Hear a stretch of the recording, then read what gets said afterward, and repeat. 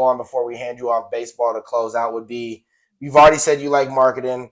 BI, Zach Lavine, those two other options, you can just give a quick yay or nay on those. Let's say we strike out on marketing. How do you feel, BI or Zach Lavine, if those? I mean, I'd rather go Zach Lavine just off what I've seen in a career. BI, it seems like he's kind of hit a plateau where he's not going to be doing too much better than he is right now. Yeah.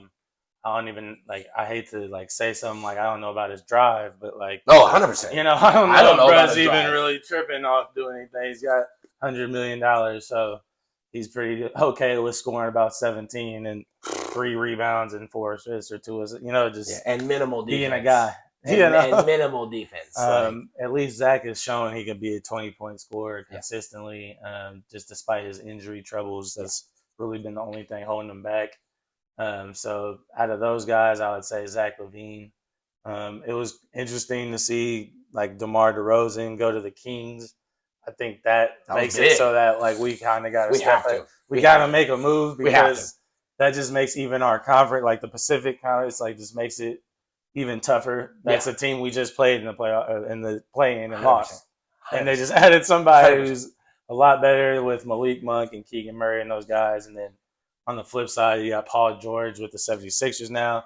Both guys that it's we could have probably been in the sweepstakes for both those guys. Right. So losing out on them, I think we got to make some kind of splash, especially if we want to keep Steph happy and really, truly maximize having a chance of being a 4 or 5 seed. Yeah. As of right now, I think we're still around that play-in. 100% status. We are playing. And that's purely because we have Steph Curry. That's the right. Everybody else is cool, but there's Steph Curry and a good organization. Yeah. Yeah. So I'm hoping we make a splash. I'm hoping it's Lauri Markkanen. If not, getting the Zach Lavine for something for not too much. I'm hoping we can 100%. Underpay for any move that we make besides maybe Lauri. Yeah. I'm with you 100%. I think that Lauri would be my option A.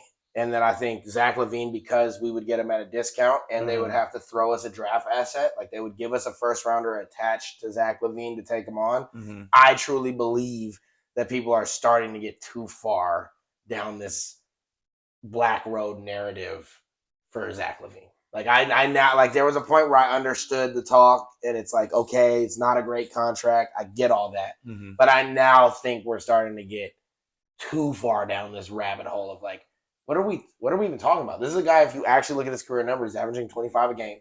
All of his numbers are efficient. Mm-hmm. And like you said, the only thing is derailing him at the end of the day is he hasn't won a lot. Yeah. And he's been injured. But I'm you bring him into where we're at, that's a pretty good. We've been talking about Wiggins upgrade. It's Andrew Wiggins upgrade. And we've been talking about him for years, where it's Zach Lavine, he kind of could be how we always wanted Iguodala, and we didn't get him until later on. And then this could be hey, we got Zach Lavine maybe 3 or 4 years after we could think of making that move. Yeah, I almost see him as just a different version of Clay, where it's same kind of volume with the shots, just more athletic, but a little less top end sniping ability. Mm-hmm. Plug him in, bring the light skinned brother right next to the light skinned brothers. Last question of the Warriors before we hand it off to Mitch to finish us up with MLB and baseball today. Where do the Warriors stand? We kind of touched on this a little bit, so we'll keep it quite quick. But where do the Warriors stand in the West as of today? No more ads. Everything over. Where do you think we finish? Like I said, I think best case scenario with this current squad roster that we have right now, I think 9th seed. For real. I think we can maybe squeak in and not have to play a playing game. But with the Mavs, we get the Timberwolves. We got the Kings. We got the Lakers. Pelicans. We got the Pelicans. We got the Nuggets. Thunder. So that's already 7 teams off the top of the tip. Right. So, and we're not even talking about Grizzlies, all these teams who were butt last year, where it's because the Grizzlies have Ja Morant coming back, so he's gonna have full season ahead of him. Yeah, and they got Zach Edey, so they filled out their 5. Out of all the moves that we've been seeing, whether it be draft or free agency, it's really looking like we've kind of been pretty lackluster, and we'll probably be on the C-D scale of grades when it comes to the regular season if we don't make another move, because every other team seems to have done at least something to make them improve. Like we've got some veterans to maintain, but I don't know if it really tipped the scale too much in terms of wins and losses. Yeah. Unless our internals can have some huge jump, Yeah. and I mean that by like Kaminga, all our youngsters, unless they take that huge jump, which they can, it'll be very hard for us to compete in a league, like he said, where we're still counting certain teams out. Yeah. Like we're not even taking into account the true West. And like we didn't even say the Suns, and they're not even that great, but they still got a big three. Exactly. Or the Lakers. I mean, there's all these, even the Clippers, like all these teams haven't improved to me, which is why people aren't necessarily jumping down the Warriors' throats. Yeah. Like the Lakers look even worse. The Clippers look even worse. But to think that they're not going to be competitive, like we're still having James Harden and Kawhi and, LeBron Russell. and AD. And it's like, oh, yeah, those guys are, not going to show up next year or something. Like, no, they're going to be there. So I think we are a fringe play-in team as it stands. I think that we have to play really hard to not be in the play-in, and I think we'd be happy to be in the play-in. Yeah. So I think both can be said, and I think that's where it's at. So that's our update on the Warriors. Please, again, in the comments, go ahead, utilize that. If you got a difference in opinion, you think that we'd finish higher, shame on us. Put it down there. Let us know. If you think we're going to finish in the cellars and we're about to be back to the lottery or higher, hey, man, drop a comment. Let us know. We'll start the chat. We'll keep it going. Tank for Coop. Hey, there's been talk, right? So we're open. We're realists. Whatever it is, we love when you guys are taking part into the conversation. So, again, please drop your opinion there. We will be watching. That'd be crazy if the Spurs ended up getting Cooper Flag and Wemby back-to-back. They're trying. Crazy. Crazy. They're trying. So to close today, we got my boy with the MLB and baseball. Always, we got a lot of good stuff going on. I hope you guys are checking in. I know it's this portion in the season where things are kind of in the middle. You're getting close to the All-Star break, but still a lot of good baseball going on, a lot of ballers. So we got my mans, as usual, to make sure you guys are up on everything. So go ahead and take that away. Yeah, man. So a lot of excitement coming up starting tomorrow. We got All-Star Weekend coming. It's going to be from the 12th through the 16th. There's going to be a little excitement every day. Starting tomorrow, close to my heart, we got the HBCU Swingman Classic. It's a new thing where they got the colleges, the HBCUs, historically black colleges, going to be out there showcasing their skills. So my alma mater where I play baseball, Prairie View is going to be there, going to have some players. Southern's going to be out there, Texas Southern, Grambling, all the schools, Alabama State, Alabama A&M is going to have good guys from everywhere. It's going to be exciting to see. Go check that out if you're into it. Next, we got Saturday. Saturday is going to be the Futures game. There's a lot of good players in the Futures game.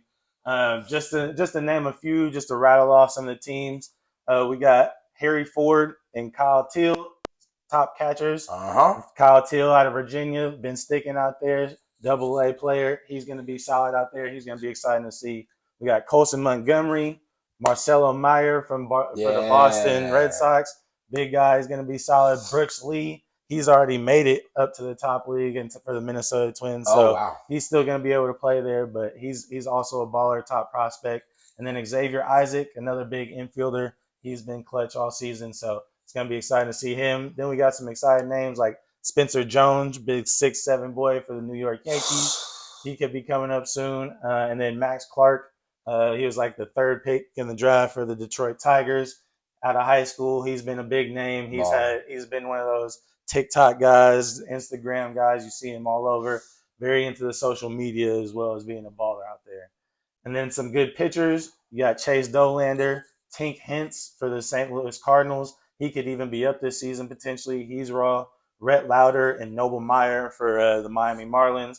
Another guy you could potentially see joining the roster towards the end of the season. Ethan Salas, a catcher for the Padres, 17 years old. Been signed to them for like a few years now. He's somebody who could potentially be up in the league at 18, 19 years old. So he's going to be exciting to watch.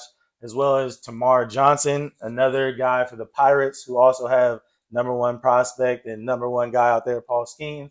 But Tamar is a second baseman, infielder. He rakes just about 5'8". He's not a huge guy, but, man, he can hit.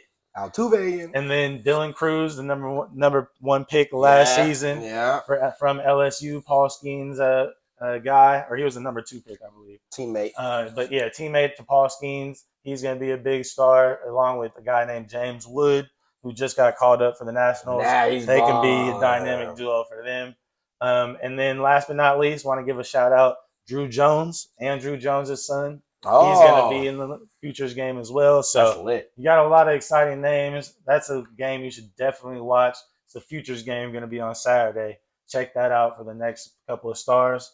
And then on Sunday is going to be another exciting day because you got the MLB draft. Woo! Something that they started to incorporate over the last few years is to add some excitement, not just have a draft on a random day, but to have it a part of the All-Star weekend, have these guys come out on stage. You can see them. You can get introduced to all the fans who are coming out, and you can see what team is potentially going to be getting your new player. You know what I'm saying? So it's going to be exciting. We got a lot of good guys coming through. Charlie Condon led the league, and I think he might be the first overall. Might be the first overall pitch. Travis Bazzana from Oregon State, another top prospect out there. Chase Burns, pitcher from Wake Forest, throwing 100 miles an hour. They're all going to be out there, so you're going to see them. You're going to see some of the new names who are going to be stars to come in the league.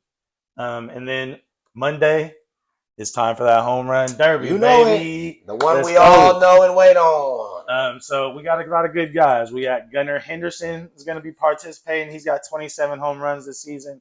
He's been killing it for the Orioles. MVP candidate. Definitely. We got Alec Bohm, who's been killing it this season. Big really guy. Came out this season and started balling. Yep. Only 11 home runs, but he's somebody who's batting over 300. He could really stick. Yep. He's going to be exciting to watch.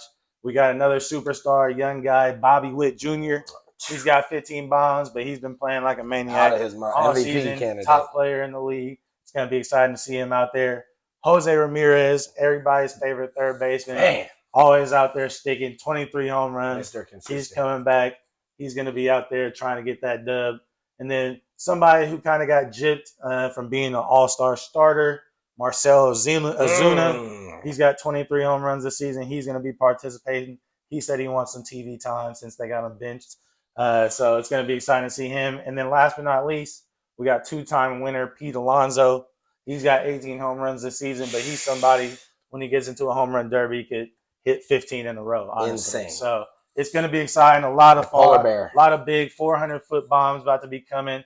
Unfortunately, there is going to be no returning champ, no Vladdy Guerrero. So you're guaranteed to see somebody win who was different than last year. And that's going to be exciting for that too. And then last but not least, we got Tuesday, the All-Star game. Tuesday the 16th. We got all the big stars out there.